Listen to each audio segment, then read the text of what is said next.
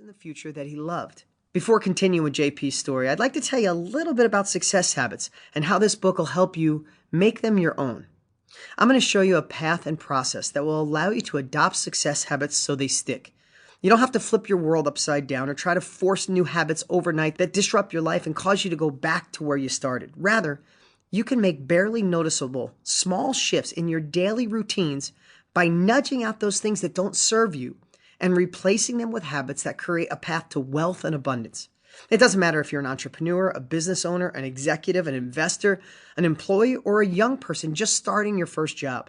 The habits, principles, recipes, and exercises in these coming chapters will give you a competitive edge, catapulting you to that next level. So while this book's main focus is on financial success, the methods I share can also propel you to new levels of fulfillment in other areas of your life, including family and parenting and friendships, relationships, spirituality, health, physical fitness, love, passion, intimacy, and so much more.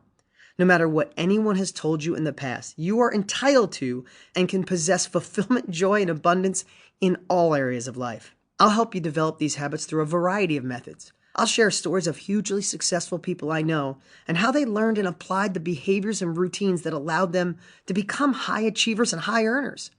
I'll provide exercises for you to develop and practice new habits. And I'll offer you some stories from my own life that I hope will inspire and instruct. More about all this a bit later. Now let's return to our friend, who when we last saw him was sweeping floors with great effort and skill.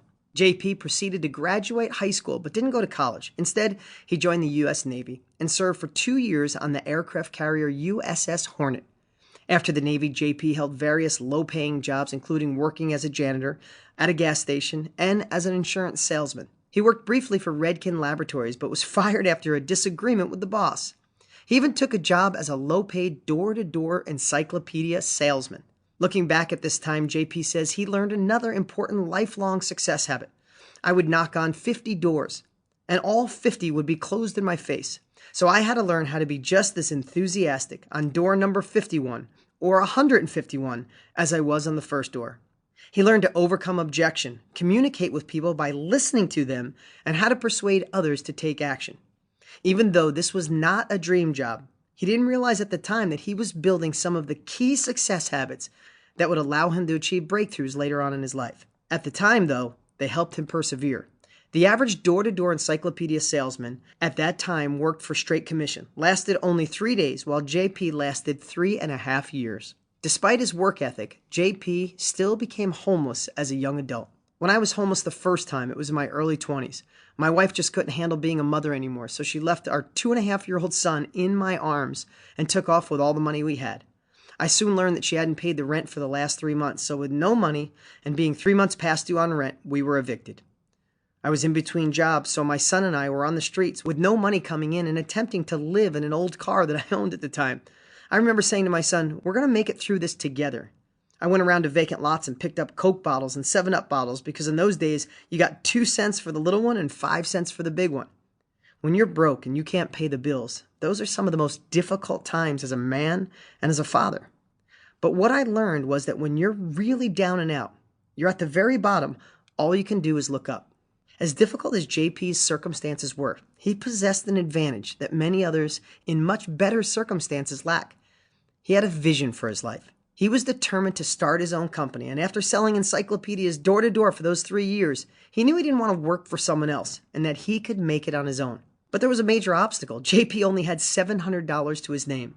Everyone told him he couldn't start his own company because he needed money, more schooling, more experience, more smarts, a different economy, and countless other things that he lacked. Sound familiar? Well, after listening to all the advice, he did what most successful people do. He listened first and foremost to himself and started the company anyway. JP developed a success habit of believing in himself and ignoring the naysayers. That was extremely difficult for me. I mean, how do you start a company, balance your bills and not get paid and still go out door to door selling your products every day? It was extremely difficult. We should have gone bankrupt every single day for the first 2 years of the company, but 2 years later, we were finally able to pay the bills on time. Not only just pay them off, but pay them on time. I remember saying, "Hey, we made it. We've got $2,000 left over. We made it. We're successful." Eventually, JP was able to use his persuasion and communication skills to grow the company by leaps and bounds. JP even took his listening skills to the next